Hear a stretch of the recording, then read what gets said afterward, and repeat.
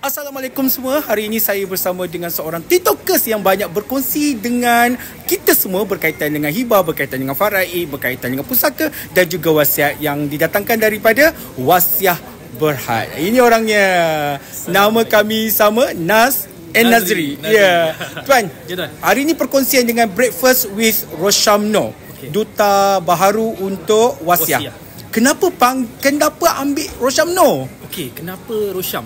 Datuk Rosham ni satu figura yang rasa kita tak perlu perkenalkan lagi lah di Malaysia ni.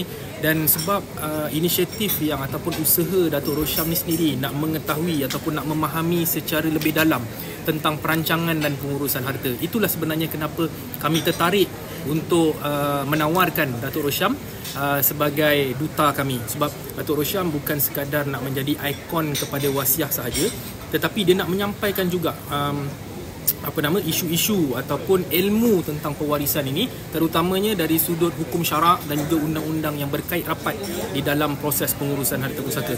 Dan sebab itulah Wasiah terpanggil untuk melantik Datuk Rosham sebagai duta kita. Dan Datuk Rosham bukan sekadar nak ada muka saja, tetapi dia nakkan supaya ilmu yang disampaikan itu juga menjadi saham kepada dia nanti, insya-Allah. Nak tahu banyak lagi?